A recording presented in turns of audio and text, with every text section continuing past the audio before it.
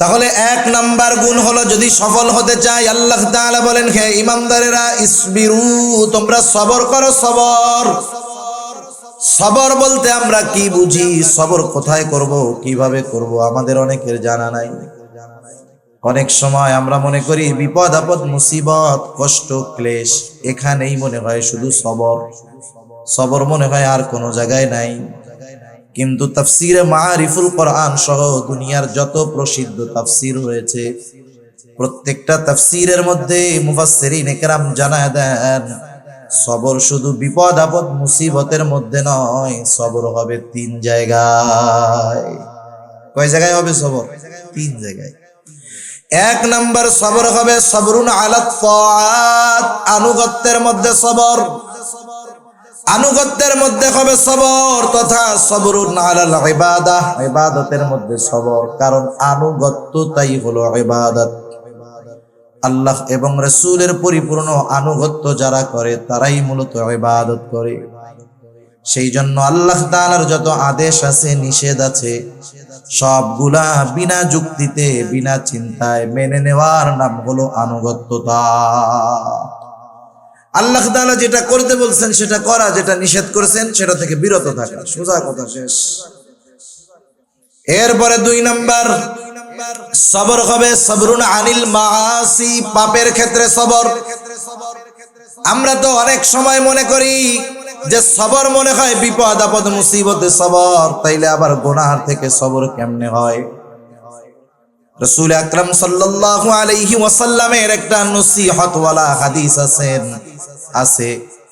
হযরত আবু হুরায়রা রাদিয়াল্লাহু তাআলা আনহু হতে হাদিসটা বর্ণিত। রাসূলুল্লাহ সাল্লাল্লাহু আলাইহি ওয়াসাল্লাম হযরত আবু হুরায়রা রাদিয়াল্লাহু তাআলা আনহুকে 5টা নসিহত করেছেন। ওই হাদিসের মধ্যে প্রথম আছে, ও আবু হুরায়রা, তুমি মানুষের মধ্যে সবচাইতে বড় আবেদ হতে পারবা কেমনে? আমরা তো মনে করি নামাজ যে বেশি পড়ে সে বড় আবেদ, তাহাজ্জুদ যে বেশি পড়ে সে বড় আবেদ, নফল কোনটা বাদ যায় না সে বড় আবেদ। কিন্তু নবীজি বেশি নামাজ পড়নে ওয়ালা, তাহাজ্জুদ গুজারি, আওয়াবিন ইশরাক সব পড়ে, তাকে আবেদ বলেন নাই। নবীজি বললেন, ও আবু হুরায়রা, ইত্তাকিল মাহারিমা তাকুন আবাদান নাস।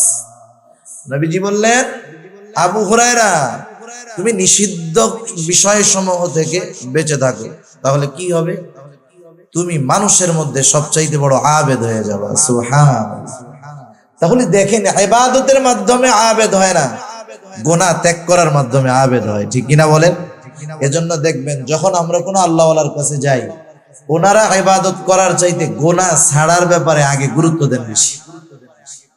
আমি আপনাদের খেদমতে পবিত্র কোরআনুল কারীমের সূরা আলে ইমরানের সর্বশেষ আয়াত ও পবিত্র কোরআনুল কারীমের সর্ববৃহৎ সূরা বাকারা থেকে 2টা আয়াত ও রাসূল আকরাম সাল্লাল্লাহু আলাইহি ওয়াসাল্লামের অগণিত হাদিস থেকে একটা হাদিস পাঠ করেছি। আল্লাহ সুবহানাহু ওয়া তাআলা সূরা আলে ইমরানের সর্বশেষ 200 নম্বর আয়াতে আমাদেরকে সফল মুমিন হতে বলেছেন। সফল মুমিন। কোরআনুল কারীমের অন্যতম একটি বৈশিষ্ট্য হলো, কোরআনুল কারীমের মধ্যে আল্লাহ সুবহানাহু ওয়া তাআলা শুধু আদেশ করেন তা নয়, বরং যেই আদেশটা করেন সেই কর্মটা কিভাবে বাস্তবায়ন করতে হবে আল্লাহ তাআলা এটাও আমাদেরকে জানায় দেন। সুবহানাল্লাহ। এটা আল্লাহ সুবহানাহু ওয়া তাআলার বড় ইহসান আমাদের প্রতি, দয়া আমাদের প্রতি। যেমন আল্লাহ তাআলা মুত্তাকি হতে বলেছেন কোরআনুল কারীমের মধ্যে। এখন মুত্তাকি কিভাবে হব আল্লাহ তাআলা কোরআনুল কারীমে জানিয়ে দিয়েছেন। যেমন ইয়া আইয়ুহাল্লাযীনা আমানুত্তাকুল্লাহ ওয়া কুনু মা'আস সাদিকিন।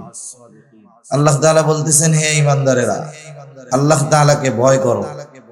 প্রশ্ন যদি করি আল্লাহ তাআলা ভয় কিভাবে করব, তাকওয়া কিভাবে অর্জন করব, আল্লাহ তাআলাই বলেন কুনু মা'আস সাদিকিন, তোমরা সত্যবাদীদের সঙ্গী হয়ে যাও। আবার আল্লাহ তাআলা আরেক জায়গায় বলেন ইয়া আইয়ুহাল্লাযীনা আমানুত্তাকুল্লাহ। আল্লাহ তাআলা বলেন, হে ঈমানদারেরা, তোমরা আল্লাহ তাআলাকে ভয় করো, মুত্তাকি হও। আমরা জিজ্ঞাসা করি কিভাবে হব? আল্লাহ তাআলা বলেন কুলু কওলান সাদীদা, তোমরা সোজা কথা বলো।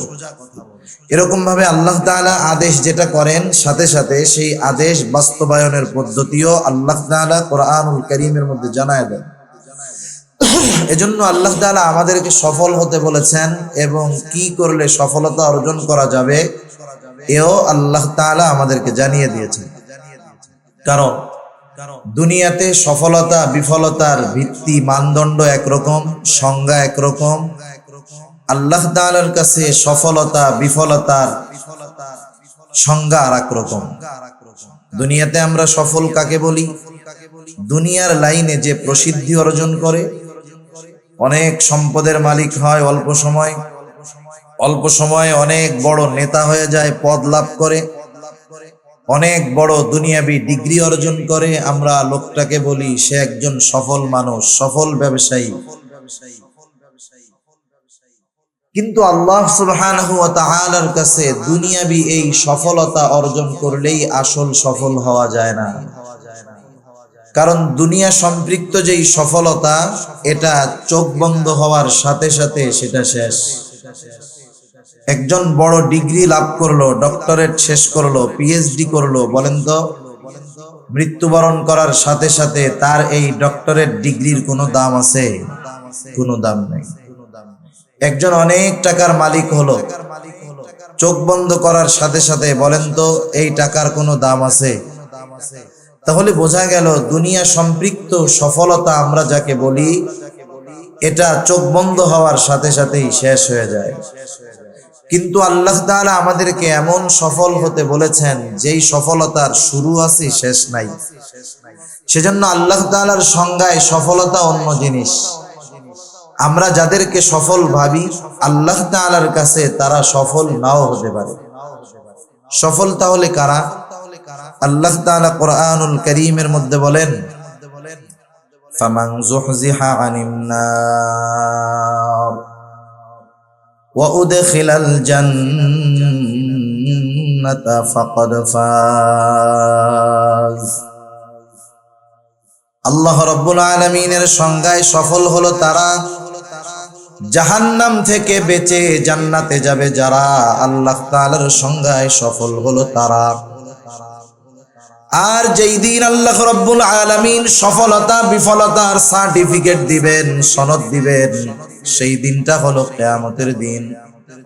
একটু আগেই আল্লাহ রাব্বুল আলামিন বলেন ওয়া ইন্নামা তুওয়াফাউনা উজুরাকুম ইয়াওমাল কিয়ামা ফামান যুহজিহা আনিন নার ওয়া উদখিলাল জান্নাতা ফাকাদ ফাজ। আল্লাহ রাব্বুল আলামিন বলেন ওয়া ইন্নামা তুওয়াফাউনা উজুরাকুম ইয়াওমাল কিয়ামা, কিয়ামতের দিন প্রত্যেককে পরিপূর্ণ প্রতিদান দেওয়া হবে। কিসের প্রতিদান? দুনিয়ায় কে কেমন আমল করেছে তার প্রতিদান। যেমন আমাদের দুনিয়ার মধ্যে স্কুল কলেজ ভার্সিটি মাদ্রাসার মধ্যে পরীক্ষা হয় কি হয় না? অবশ্যই পরীক্ষা আগে, ফলাফল তারপরে। অনুরূপভাবে কিয়ামতের দিবসটা হলো ফলাফল ঘোষণার জায়গা, পরীক্ষার জায়গা নয়। তাহলে পরীক্ষার জায়গা কোথায়? পরীক্ষার জায়গা হলো এই দুনিয়া। দুনিয়া হলো পরীক্ষার হল, আর পরকাল হলো ফলাফলের দিবস, প্রতিদান দিবস। পরীক্ষার হলে সময় কম। একজন পরীক্ষার হলে ঢুকলে একটা বিষয়ে কয় ঘন্টা সময়? সর্বোচ্চ 3 ঘন্টা সময়, ঠিক না? কিন্তু যদি এই 3 ঘন্টা সময় ওই ছাত্র কাজে লাগাতে ব্যর্থ হয়, 3 ঘন্টা সময় যদি কাজে লাগাতে ব্যর্থ হয়, তাহলে তার ব্যর্থতা থাকে সারা জীবন, ঠিক কিনা বলেন? আবার কোন ব্যক্তি যদি পরীক্ষার হলের অল্প সময় কাজে লাগাতে পারে, তাহলে তার সফলতা হয় দীর্ঘদিন ব্যাপী, অনেক দিন ব্যাপী।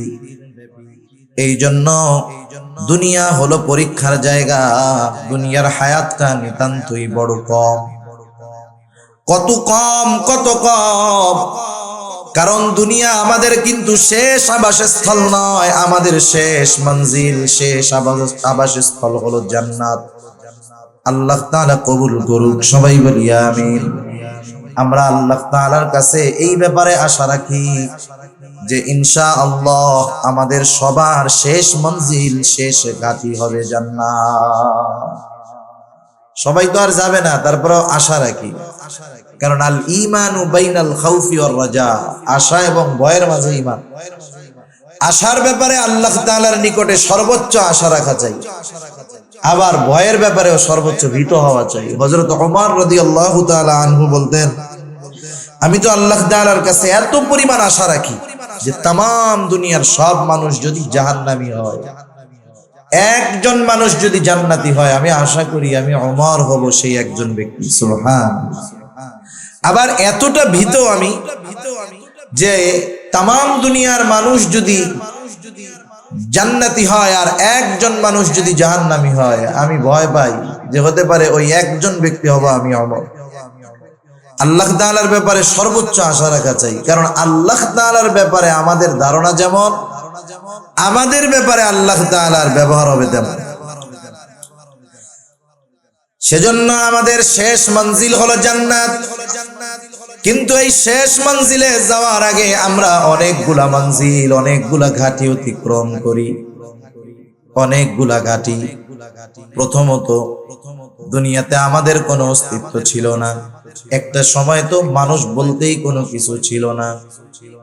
আল্লাহ রাব্বুল আলামিন হযরত আদম আলাইহিস সালামকে সৃষ্টি করেছেন মাটি দিয়ে। আমাদের মূল সৃষ্টি হলো হযরত আদম আলাইহিস সালাম থেকে। আল্লাহর নবী বলেন, আল্লাহ তাআলা আদম আলাইহিস সালামের পৃষ্ঠদেশ তথা পিঠ থেকে আমাদের সবার রূহ একত্রে এক সময় সৃষ্টি করেছেন। আল্লাহ তাআলা আদম আলাইহিস সালাম থেকে আমাদের রূহ সৃষ্টি করেছেন। তাহলে বোঝা গেল এখন আছি দুনিয়ার জগৎ। দুনিয়ার জগতে আসার আগে আমরা আরেকটা জগতে ছিলাম, সেই জগৎটা হলো রূহের জগৎ। বলেন তো, রূহের জগতে আমরা সবাই ছিলাম, কোনো সন্দেহ আছে নাকি? কিন্তু রূহের জগতে আমাদের অবস্থান কাল কত বছর ছিল, এর হিসাব আমাদের কারো জানা আছে নাকি? হয়তো লক্ষ লক্ষ বছর আমরা রূহের জগতে ছিলাম। একটা সময় আল্লাহ তাআলা মা বাবার মাধ্যমে আমাদেরকে দুনিয়ায় পাঠাইছে। আল্লাহ রাব্বুল আলামিন যখন মায়ের গর্ভে 120 দিন পর ওই তুচ্ছ এক ফোঁটা নাপাক পানি একটা মৃত মাংসের টুকরায় প্রস্তুত হয়ে যায়, 120 দিন পর আল্লাহ তাআলার আদেশে ফেরেশতারা হাজির হয়ে যায়। মায়ের পেটের মধ্যে আমি আপনি ছিলাম মৃত। এজন্য আল্লাহ তাআলা কোরআনুল কারীমের মধ্যে আগেই বলছেন মরার কথা, আল্লাযী খালাকাল মাউতা ওয়াল হায়াতা লিয়াবলুয়াকুম আইয়ুকুম আহসানু আমালা। এই জায়গায় আল্লাহ তাআলা আগে বলছেন কি, আল্লাযী খালাকাল মাউতা, যিনি আগে মউত সৃষ্টি করেছেন। তার দুনিয়ায় প্রাণ পাওয়ার আগে আমরা মৃত ছিলাম, মায়ের পেটে কি ছিলাম? মরা। ফেরেশতারা আল্লাহ তাআলার আদেশে 120 দিন পর এসে আমি আপনি ছিলাম মৃত একটা মাংসের টুকরা। ওই মাংসের টুকরার মধ্যে আল্লাহ তাআলার আদেশে রূহ ফুঁকে দিল, রূহ, প্রাণ। কত কুদরত! ওই দিন শুধু প্রাণ ফুঁকে দিছে, রূহ দিয়েছে এমনটা নয়। এই মাংসের বডির সাথে ওই রূহটা কতদিন থাকবে সেই দিন সেটাও নির্ধারিত হয়ে যায়। কতদিন এই দেহের সাথে রূহ থাকবে সেটা মায়ের পেটের মধ্যে থাকতেই লেখা হয়ে গেছে। এই যে বোতলটা দেখেন না, বোতল, এরকম বোতল, প্যাকেট, চিপসের প্যাকেট জিনিস থাকে না, কি লেখা থাকে? এই যে লেখা 1 নম্বরে মূল্য, এরপরে লেখা আছে উৎপাদনের তারিখ, আর একটা আছে মেয়াদ। উৎপাদনের তারিখ হলো এই বোতলটা যেদিন পানি ভরা হয়েছে ক্যাপ লাগাই দিছে, সাথে সাথে লেখা আছে মেয়াদ, মানে এই পানিটা কতদিন খাওয়া যাবে। এখন বলেন, মেয়াদ উত্তীর্ণ পানি 3 মাস আগে মেয়াদ উত্তীর্ণ হয়ে গেছে, এই পানি যদি আপনার কাছে নিয়ে দিয়া বলি হাদিয়া আপনার আমি খাওয়াই দিই, খান, নষ্ট হয়েছে না হয়েছে আল্লাহ ভালো জানে, কিন্তু যখন দেখবেন যে মেয়াদ শেষ, খাবেন। অনুরূপ ভাবে বোতলের গায়ে যেমন উৎপাদনের তারিখ তথা ওর জন্ম তারিখ আর ওর মৃত্যু তারিখ লেখা আছে। অনুরূপ ভাবে আমার আপনার সাথেও মৃত্যু তারিখ লেখা আছে। বোতলের গায়ের মেয়াদটা দেখা যায়, কিন্তু আমার আপনার মেয়াদ কতদিন দেখাও যায় না, জানাও যায় না। কিন্তু একটা নির্দিষ্ট সময় কিন্তু আছে, কিন্তু আমাদের অজানা, জানা নাই। ওই সময়টা যখন আসবে, নির্দিষ্ট সময়টা যখন হাজির হবে, এক মুহূর্ত বেশি আমি দুনিয়ায় থাকতে পারবো না। এক মুহূর্ত আগেও মালাকুল মউত আমার কাছে আসবে না। শুধু তাই না, আমরা মনে করি মানুষ মৃত্যুর কারণ হলো সুস্থতা, অসুস্থতা। বিষয়টা এমন না। সমাজে তো অনেক মানুষ দেখা যায় 30 বছর ধরে ঘরে পড়ে আছে, কথাও বলতে পারে না, বিছানায় প্রস্রাব পায়খানা, ভারী খাবারও খায় না, শুধু স্যালাইন পানি খেয়ে বেঁচে আছে 30 বছর। আছে না এরকম? অনেক আছে।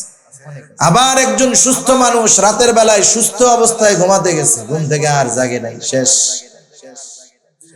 সেজন্য আল্লাহ তাআলা বলেন, ফাইদা জাআ আজালুহুম লা ইস্তাখিরুনা সাআতাও ওয়া লা ইস্তাকদিমুন। একেবারে যথা সময়ে আমাদের মেয়াদ যখন ফুরায় যাবে, মালাকুল মউত হাজির হবে। এক মুহূর্ত আগেও আসবে না, এক মুহূর্ত বিলম্ব হবে না। কতদিন দুনিয়ার বুকে ওই মাংসের টুকরার সাথে রূহটা থাকবে, আল্লাহ তাআলার আদেশে মায়ের পেটের মধ্যেই ওটা ফিক্সড হয়ে যায়। কেউ তো এমন হয় মায়ের গর্ভে থাকতেই মৃত অবস্থায় দুনিয়ায় আসে, কেউ বা দুনিয়ায় ভূমিষ্ঠ হওয়ার পরে মারা যায়, কেউ 2 বছর, 10 বছর, 15, 20, 50, 60, 70, 80 বছর, 100 বছর বাঁচে, এমন লোকের সংখ্যা কম। তাহলে দেখেন রূহের জগতে আমরা কত বছর ছিলাম হিসাব নাই, লক্ষ লক্ষ বছর। দুনিয়ার জগতে কত বছর? গড় আয়ু হলো 65 থেকে 70 বছর মাত্র। এরপরে যেই দিন আমার মেয়াদ শেষ হয়ে যাবে, মালাকুল মউত আমার দেহ থেকে রূহটাকে ছিনিয়ে নিয়ে যাবে। আমাদের এলাকায় মানুষ মারা যাওয়ার পর মাইকিং করা হয়, ঘোষণা করা হয়, অমুক এলাকার অমুক আজ বিকাল 5 ঘটিকার সময় ইন্তেকাল করিয়াছে, আগামী দিন সকাল 8টায় ঈদগাহ ময়দানে তার জানাজা হবে। এরকম ঘোষণা করে না? কি বলে? বলে ইন্তেকাল করিয়াছে। ইন্তেকাল শব্দের অর্থ হলো স্থানান্তরিত হওয়া। এক জায়গায় ছিল আর এক জায়গায় গেছে, তার মানে আব্দুর রহিম শেষ হয়ে যায় নাই। আব্দুর রহিম এতকাল দুনিয়ার জগতে ছিল, স্থানান্তরিত হয়ে নতুন এক জগতে পদার্পণ করেছে, যেই জগতের নাম হলো আলমে বারজাখ। কবর জগতে গেছে, নতুন এক জগতে গেছে। মাঝে মধ্যে আপনাদের বাজারে দেখবেন এক বিল্ডিং এ অনেক দিন অগ্রণী ব্যাংক আছে, এইবার ব্যাংক ওই বিল্ডিং চেঞ্জ করে আরেক জায়গায় গেছে। এবার ওইখানে লেখা থাকে ব্যাংক স্থানান্তর করা হয়েছে। ব্যাংক চলে যায় নাই, স্থানান্তর করা হয়েছে। এখানে ছিল আরেক জায়গায় নেওয়া হয়েছে। আমরা ছিলাম দুনিয়ার জগতে, যেতে হবে নতুন এক জগতে, এটার নাম হলো আলমে বারজাখ, সোজা কথায় কবর জগৎ। ওইখানে আমাদের কতদিন থাকতে হবে বলেন তো? হিসাব আছে নাকি? হয়তো লক্ষ লক্ষ বছর পার হয়ে যাবে, এরপরেও কবর জগতের একদিন অবসান ঘটবে, কবর জগৎ একদিন শেষ হয়ে যাবে। নতুন এক জগতের দিকে আমাদেরকে রওনা হতে হবে। আল্লাহ তাআলা কোরআনুল কারীমের মধ্যে বলেন, ওয়া নুফিখা ফিস সূরি ফাসাইকা মান ফিস সামাওয়াতি ওয়া মান ফিল আরদ সুম্মা নুফিখা ফীহি উখরা ফাইযা হুম কিয়ামুন ইয়ানজুরুন। আল্লাহ রাব্বুল আলামিনের আদেশে ইসরাফিল আলাইহিস সালাম সিংহায় ফুৎকার দিবে। প্রথমবার সিংহায় ফুৎকার দেওয়ার পর এত আওয়াজ হবে, ফাসাইকা মান ফিস সামাওয়াতি ওয়া মান ফিল আরদ, আসমান জমিন এই দুইটার মাঝে যা আছে সব অজ্ঞান হয়ে যাবে, মৃত্যু ঘটে যাবে তাদের। এরপরে দীর্ঘকাল পর আল্লাহ তাআলার আদেশে ইসরাফিল আলাইহিস সালাম আরেকটা সিংহায় ফুৎকার দিবে। আল্লাহ তাআলা বলেন, সুম্মা নুফিখা ফীহি উখরা ফাইযা হুম কিয়ামুন ইয়ানজুরুন।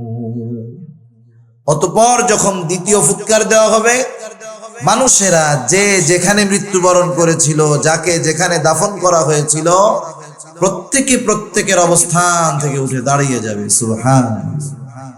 আর এদিকে ওদিকে তাকায় দেখবে কি হইতেছে, এগুলা কি হচ্ছে। এগুলা কিয়ামতের দিন যখন মানুষেরা দেখবে জমিন তার অভ্যন্তরে যা ছিল সব উগরায়া দিচ্ছে। মুফাসসিরিনে কেরাম বলেন এগুলো মানুষের দেহ, কোন মুফাসসির বলেন এগুলা হলো স্বর্ণের খনি টনি সব।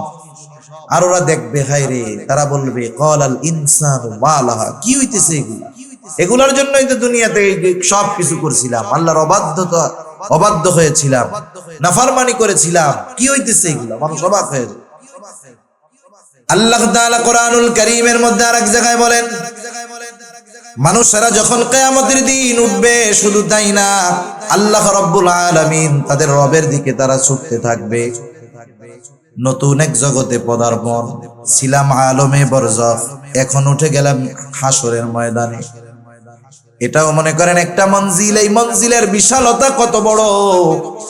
আল্লাহ রাব্বুল আলামিন কোরআনুল কারীমের মধ্যে বলেন, ইয়াউমান কানা মিকদারুহু 50,000 সানা। কিয়ামতের এক একটা দিনের মেয়াদ দুনিয়ার 50,000 বছরের সমান। একটা সময় বিচার আচার হবে, মানুষেরা প্রথমে তো দুই ভাগে ভাগ হবে। আল্লাহ তাআলা বলেন, ফারিকুম ফিল জান্নাহ ওয়া ফারিকুম ফিস সাঈর। একটা দল জান্নাতি আর একটা দল জাহান্নামী। জান্নাতের মধ্যে থাকবে দুই অবস্থা, এক দল থাকবে বেঈমান, তারা অনন্তকাল জাহান্নামী। আর এক দল থাকবে ঈমানদার, তবে গুনাহগার, নাফরমান। এই মানুষগুলা পাপের শাস্তি ভোগ করার পর ঈমানের কারণে তারাও জান্নাতে প্রবেশ করবে। এইবার যারা জান্নাতি, অনন্তকাল জান্নাতি। এইবার যারা জাহান্নামী, অনন্তকাল জাহান্নামী। এই জান্নাতি, এদের অবস্থান জান্নাতে শুরু হবে, শেষ হবে না। জাহান্নামে যারা অবস্থান করবে, অনন্তকাল অবস্থান করবে, সময় শেষ হবে না। এই যে মঞ্জিল গুলা গেল, কথা বুঝতেছেন আপনারা? সজাগ আছেন তো? এই যে মঞ্জিল গুলা গেল, রূহের জগৎ, দুনিয়ার জগৎ, কবর জগৎ, কিয়ামত দিবস, জান্নাত অথবা জাহান্নাম। এই মঞ্জিল গুলা আমাদের অতিক্রম করা লাগবে। একটা করছি, সামনে আরো করতে হবে। বলেন তো সবচাইতে কম সময় কোন মঞ্জিলে থাকা হয়? একটু জোরে বলেন না, কোথায়? 60-70 বছর। পরীক্ষার হলের সময় কম না বেশি? একটা সাবজেক্ট পড়ে 2 বছর, পরীক্ষা দেয় 3 ঘন্টা। সেজন্য দুনিয়ার হায়াত কম, কিন্তু এই হায়াতের দামটা বেশি। সেজন্য যদি দুনিয়ার এই হায়াত আমরা কাজে লাগাতে পারি, অনন্তকালের সফলতা অর্জন করা যাবে। এজন্য অনন্তকালের সফল যদি হতে হয়, দুনিয়ার সময়টাকে কাজে লাগাতে হবে। ঠিক কিনা বলেন? এখন তাহলে অনন্তকালের সফলতা আমরা কিভাবে অর্জন করতে পারি? সূরা আলে ইমরানের সর্বশেষ আয়াতে আল্লাহ রাব্বুল আলামিন আমাদেরকে বলেন, ইয়া আইয়ুহাল্লাযীনা আমানু। আল্লাহ তাআলা বলেন, হে ঈমানদারেরা, ইসবিরু, তোমরা সবর করো। শুধু সবর করলে হবে না, ওয়াসাবিরু, সবরের উপরে তোমরা অটল থাকো। ওয়ারাবিতু, সর্বদা জিহাদের জন্য প্রস্তুত থাকো। 4 নাম্বার, ওয়াত্তাকুল্লাহ, আল্লাহ তাআলাকে ভয় করো। কেন এই 4 গুণ আমরা অর্জন করব?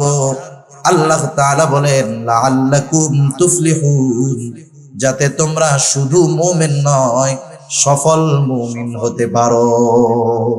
সফল কারা? জান্নাতে যাবে যারা। সফল কারা? জান্নাতে যাবে যারা। আমরা সবাই সফল হইতে চাই না? সবাই চাই তো? আল্লাহ কবুল করুন। তাহলে 1 নাম্বার গুণ হলো, যদি সফল হতে চাই, আল্লাহ তাআলা বলেন, হে ঈমানদারেরা, ইসবিরু, তোমরা সবর করো। সবর, সবর বলতে আমরা কি বুঝি? সবর কোথায় করব, কিভাবে করব, আমাদের অনেকের জানা নাই। অনেক সময় আমরা মনে করি বিপদ আপদ, মুসিবত, কষ্ট, ক্লেশ, এখানেই মনে হয় শুধু সবর। সবর মনে হয় আর কোনো জায়গায় নাই। কিন্তু তাফসিরে মারিফুল কোরআন সহ দুনিয়ার যত প্রসিদ্ধ তাফসির রয়েছে প্রত্যেকটা তাফসিরের মধ্যে মুফাসসিরিন কেরাম জানায় দেন সবর শুধু বিপদ আপদ মুসিবতের মধ্যে নয়, সবর হবে 3 জায়গায়। কয় জায়গায় হবে সবর? 3 জায়গায়। 1 নাম্বার সবর হবে সবরুন আলা তাআত, আনুগত্যের মধ্যে সবর। আনুগত্যের মধ্যে হবে সবর, তথা সবরুন আলাল ইবাদাহ, ইবাদতের মধ্যে সবর। কারণ আনুগত্যটাই হলো ইবাদত। আল্লাহ এবং রাসূলের পরিপূর্ণ আনুগত্য যারা করে তারাই মূলত ইবাদত করে।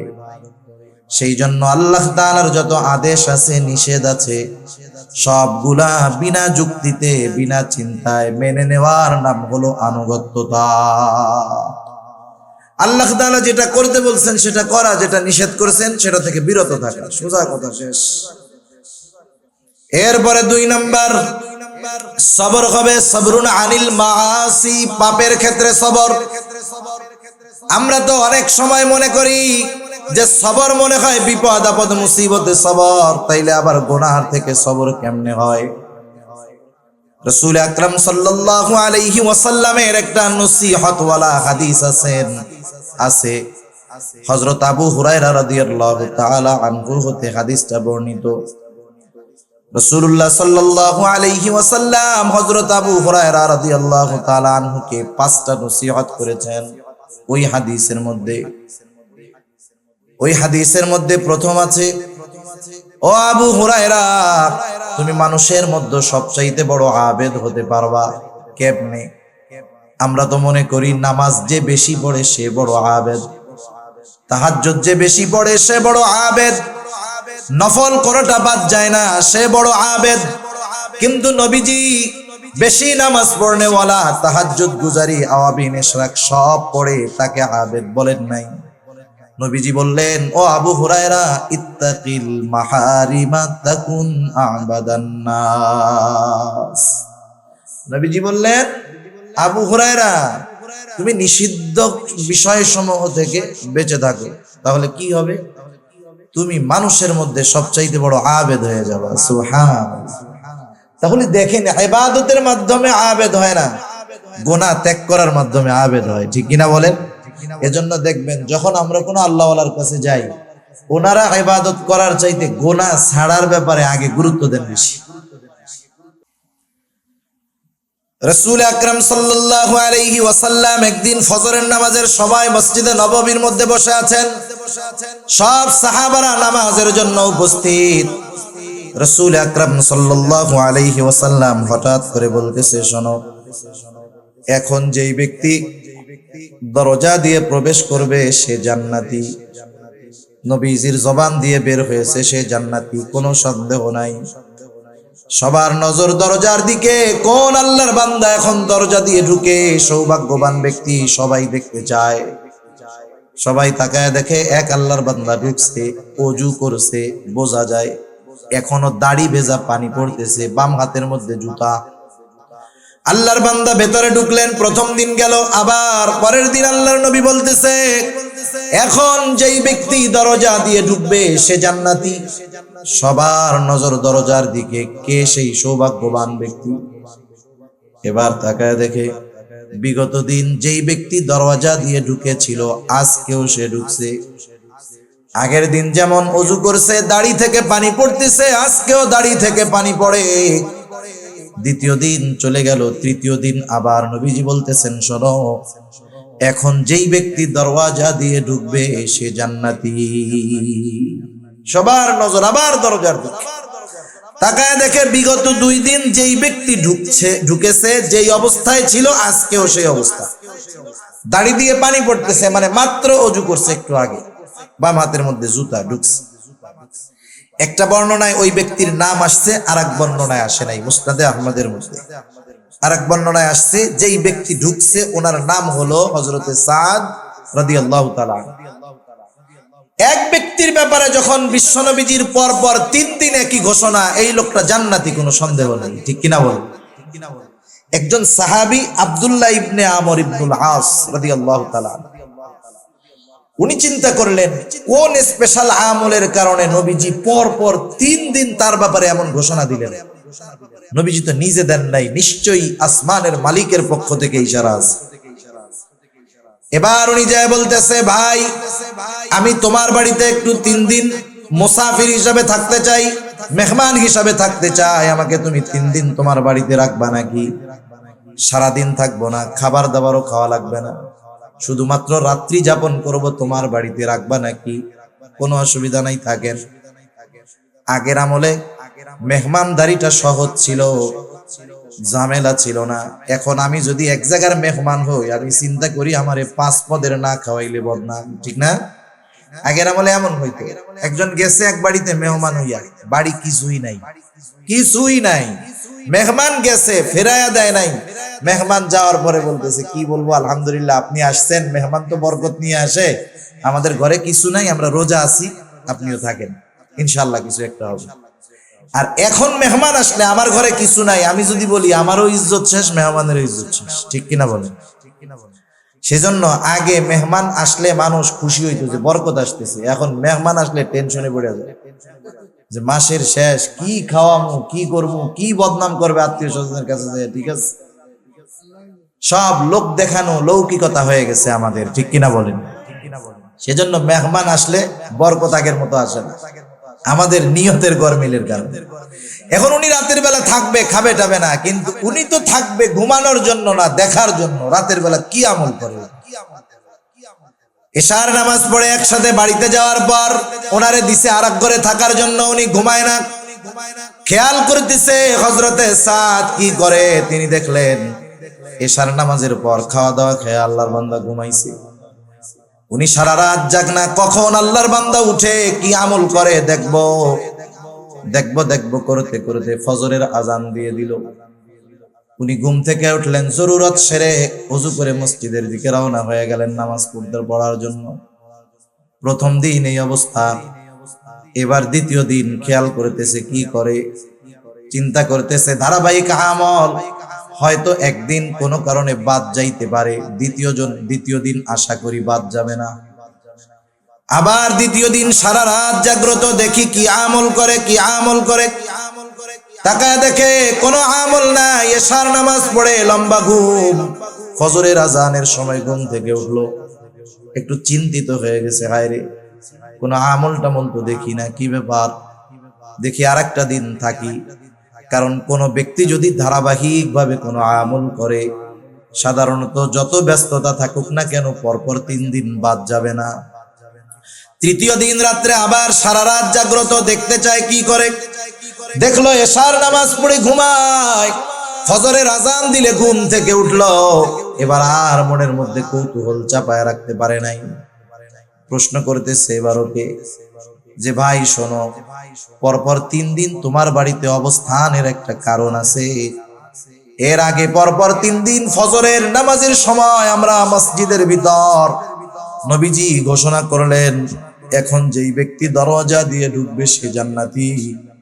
আমরা পরপর 3 দিন দরজার দিকে তাকায় দেখলাম, পরপর 3 দিন যেই ব্যক্তি ঢুকেছে তুমি হলা সেই ব্যক্তি। পরপর তোমার নামে নবীজি 3 দিন এই ঘোষণা দিয়েছে, তুমি তো জান্নাতি, কোনো সন্দেহ নাই। কিন্তু এই 3 দিন রাত্রে তোমার বাড়িতে ছিলাম তোমার আমল দেখার জন্য, কিছুই তো পাইলাম না, কি করলা একটু কও তো। হযরতে সাদ রাদিয়াল্লাহু তাআলা আনহু বলেন, নবীজি যদি আমার ব্যাপারে এমন ঘোষণা দিয়ে থাকেন তো আলহামদুলিল্লাহ, আল্লাহর কৃতজ্ঞতা প্রকাশ করি। তুমি যে উদ্দেশ্য আসছো, আমার এমন কোনো আমল নাই। আমি কি করি শোনো, এশার নামাজ পড়ে রাতে ঘুমাতে যাই। যখন আমি ঘুমাতে যাই, আমাকে যারা কষ্ট দিয়েছে আমি তাদেরকে মাফ করে দেই, ক্ষমা করে দেই। কারো অন্তরের মধ্যে যদি হিংসা বিদ্বেষ কারো ব্যাপারে থাকে, আমি সব দূর করে জাড়া দিয়ে ঘুমায় যাই, মনটাকে পরিষ্কার করে আমি ঘুমাতে যাই, এতটুকু করি, এর চেয়ে আর বেশি কিছু না। এইবার আব্দুল্লাহ ইবনে আমর ইবনুল আস রাদিয়াল্লাহু তাআলা আনহু বলেন, তুমি যে রাতের বেলা অন্তরকে পাক সাফ করে ঘুমাও, এর জন্যই তোমার এই ফজিলত। দেখছেন, সামান্য বিষয়, এই সামান্য বিষয় ত্যাগ করছে বড় আবেদ হয়ে গেছে। সেজন্য গোনাহ ছাড়লেই বড় আবেদ হওয়া যায়, আর গোনার থেকে সবর করতে পারলে বড় আবেদ হওয়া সম্ভব, ঠিক কিনা বলেন? আর গোনাহ সামনে আসতেই পারে, গোনাহ সামনে আসলে চিন্তা করতে হবে, চোখ দিয়ে গোনাহ করব, চোখ তো আমার বন্ধু না, চোখ তো দুশ্মন। হাত দিয়ে গোনাহ করব, হাত তো আমার বন্ধু না, হাত তো আমার দুশ্মন। কারণ এরা কিয়ামতের দিন আল্লাহ তাআলা এদের জবান খুলে দিবে, আর ওরা সেই দিন সব কথা বলে দিবে আমার কথা। কান দিয়ে আমি গোনাহ শুনতেছি, গান শুনতেছি, কান আমার দুশ্মন, কিয়ামতের দিন ওরা বলে দিবে। আমি যখন প্রত্যেকটা গোনাহ সামনে আসলে এই চিন্তাটা শুধু করব যে আমার আল্লাহ দেখতেছে, দুই কাঁধের ফেরেশতা দেখতেছে, যা কথা বলতেছি আর এক ফেরেশতা রেকর্ড করতেছে, এই হাত পা অঙ্গ প্রত্যঙ্গ গুলা আমার গোনার সাক্ষী হচ্ছে, জমিন সাক্ষী হচ্ছে, সময় সাক্ষী হচ্ছে, কোথায় যাব আমি? এই চিন্তা বারবার বারবার করলে এক সময় গোনাহ করার সময় চিন্তা আসবে যে না, এটা আর করা যাবে না। যে গোনাহ আমি করতেছি, যেটা দেখতেছি, আমি একা দেখি না, এই ফেরেশতারাও দেখে, ঠিক কিনা? আল্লাহ তাআলা দেখে, যা আমি শুনি এগুলো আল্লাহ তাআলা শোনেন, তাহলে আমি কোথায় যাব? কোন জায়গায় আমার যাইয়া গুনাহ করার উপায় নাই। এই চিন্তা যখন ভেতরে আমি আস্তে আস্তে ঢুকাবো, তখন গুনার থেকে আমি সবর করতে পারবো, বেঁচে থাকতে পারবো। 3 নাম্বার সবর হলো সবরুন আলাল মাসায়েব, বিপদ আপদ মুসিবতের ক্ষেত্রে সবর। বিপদ আপদ মুসিবত দুনিয়াতে আসবে, এটা স্বাভাবিক, সেই কথাই আল্লাহ তাআলা জানায় দিলেন। আল্লাহ তাআলা বলেন, ওয়ালা নাবলুওয়ান্নাকুম বিশাইইম মিনাল খাউফি ওয়াল জুউ ওয়া নাকসিম মিনাল আমওয়াল ওয়াল আনফুসি ওয়াস সামারাত। আল্লাহ রাব্বুল আলামিন দুইটা তাগিদ যোগ করে বলেন, ওয়ালা নাবলুওয়ান্নাকুম, আমি অবশ্যই তোমাদের পরীক্ষা নিব। আল্লাহ তাআলা কত মেহেরবান, কত দয়ালু, শুধু পরীক্ষা নিবেন এই ঘোষণা দিলেন না, পরীক্ষাগুলা কোন কোন পদ্ধতিতে হবে এই সাজেশন গুলাও আল্লাহ তাআলা জানায় দিলেন। সুবহানাল্লাহ বলেন।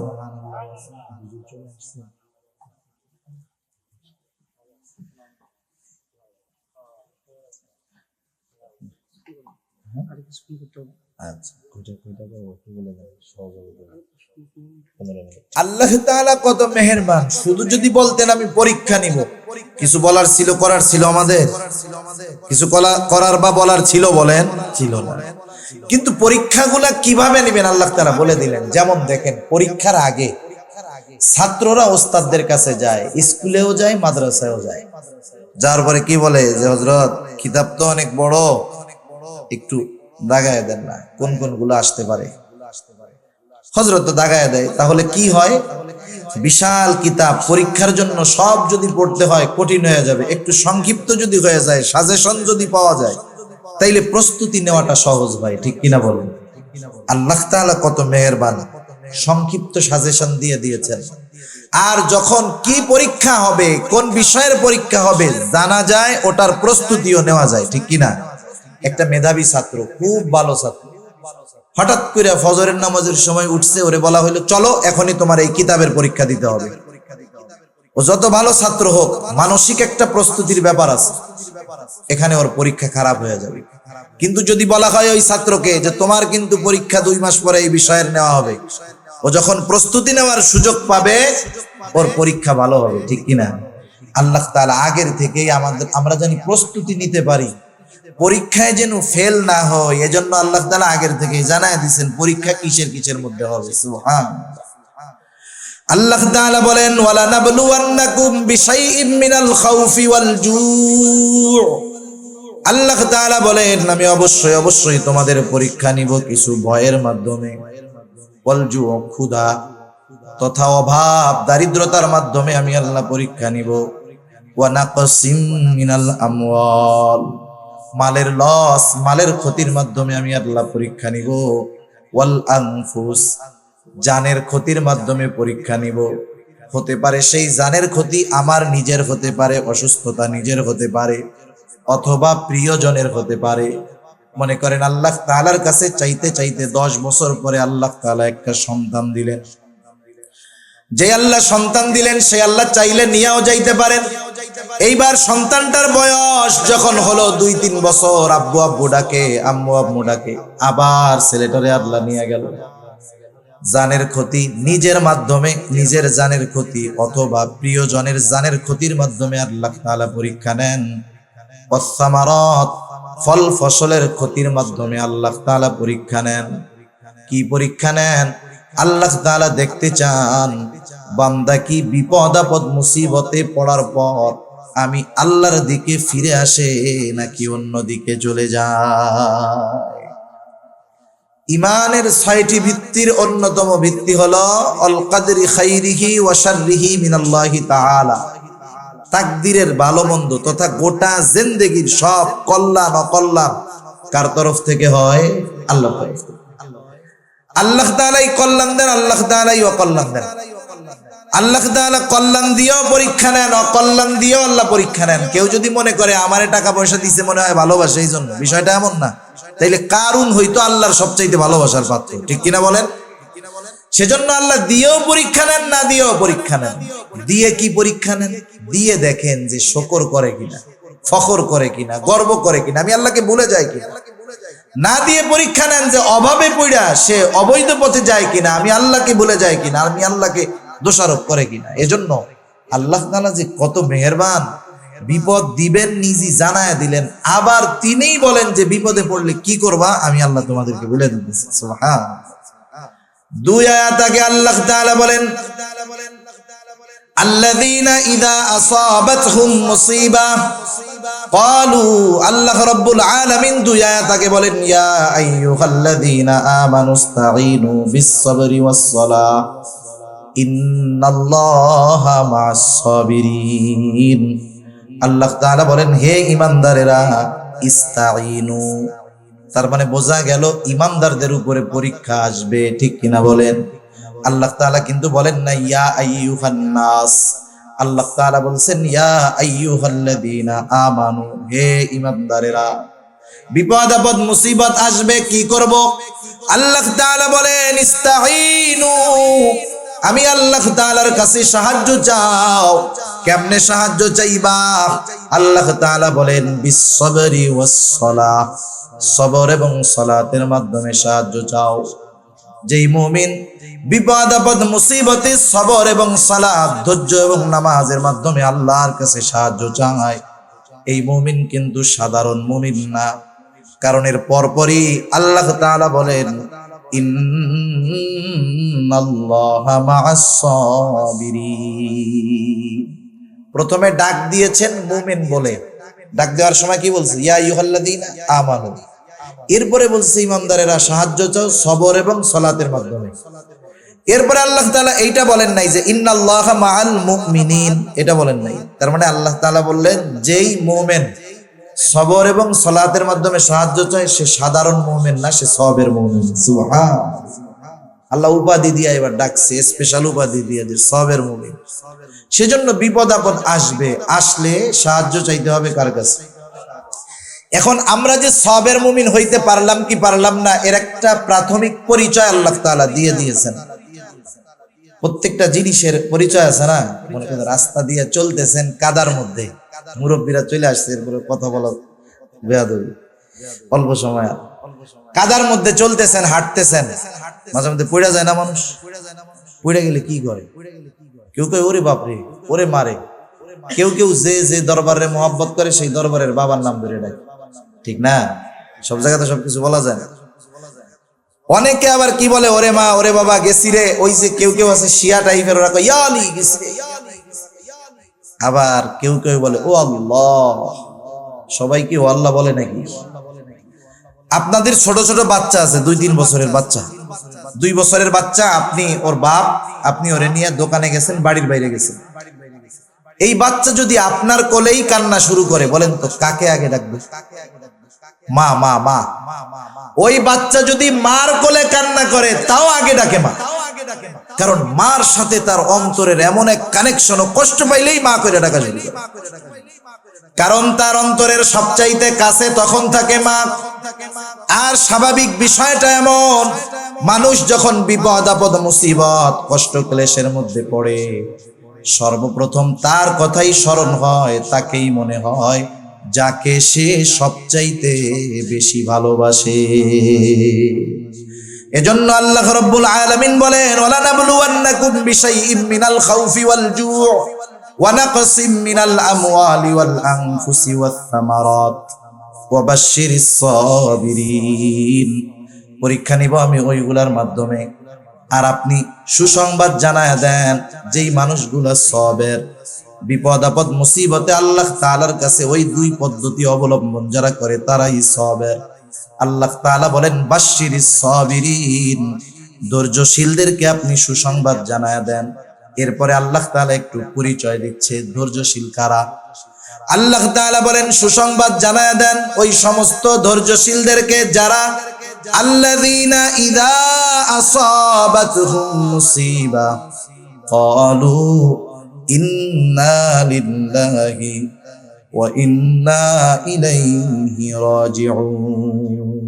তাদের উপরে যখন কোনো বিপদ আপদ মুসিবত আসে, আল্লাযীনা ইযা আসাবাতহুম মুসিবা, বিপদ আপদ মুসিবত আসলে কি করে? তারা বলে ইন্না লিল্লাহ, নিশ্চয়ই আমরা কার জন্য?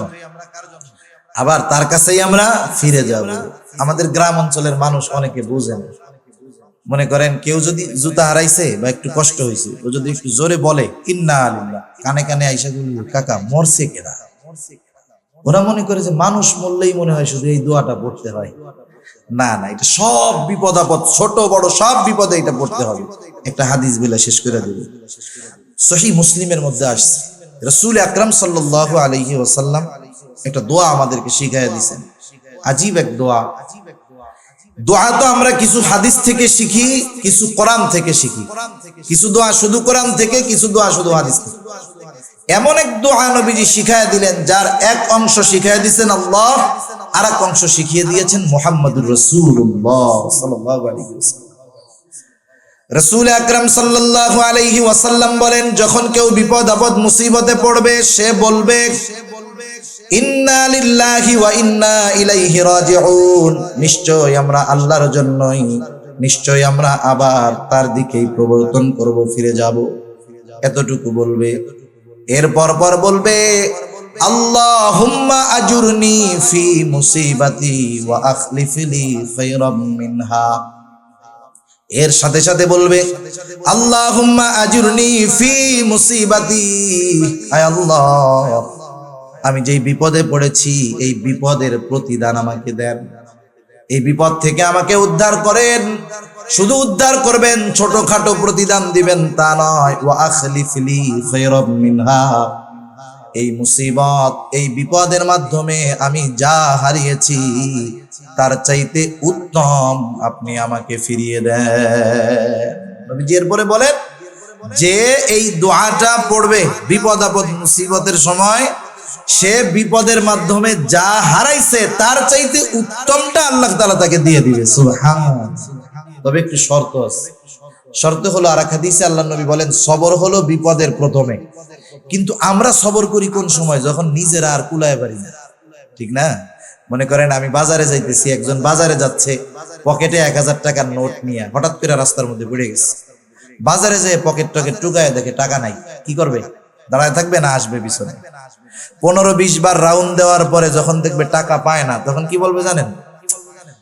সদকা করে দিলাম টাকাটা, আল্লাহ সদকা করে দিলাম, ঠিক না? এই মুহূর্তে আরেকজন বলতেছে কাকা আপনি কিছু খুঁজতেছেন? হ্যাঁ খুঁজি রে বাপ,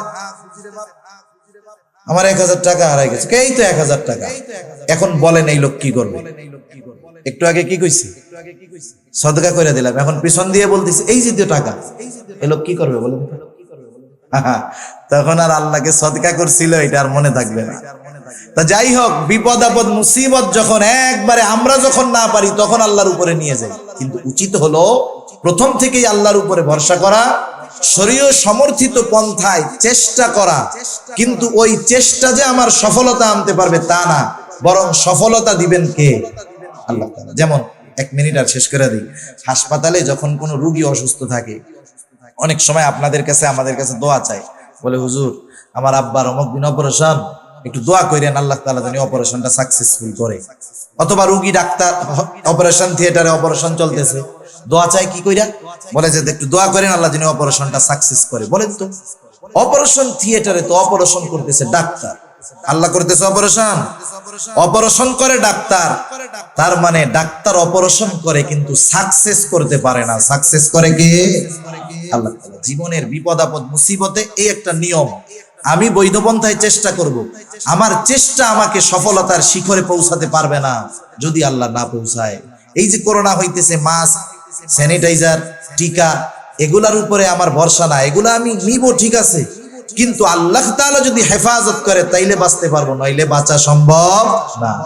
আল্লাহ সুবহানাহু ওয়া তাআলা আমাদের সবাইকে এই তিনটা জায়গায় সবর করার তৌফিক দান করুক, ইবাদতের মধ্যে, গুনার থেকে, বিপদ আপদ মুসিবতে, এবং আল্লাহ তাআলা আমাদের সবাইকে সাবিরিন বান্দাদের তালিকায় অন্তর্ভুক্ত হওয়ার তৌফিক দান করুক। সবাই বলি আমিন। ওয়া আখিরু দাওয়ানা আলহামদুলিল্লাহি রাব্বিল আলামিন। আসসালামু আলাইকুম ওয়া রাহমাতুল্লাহি ওয়া বারাকাতুহু।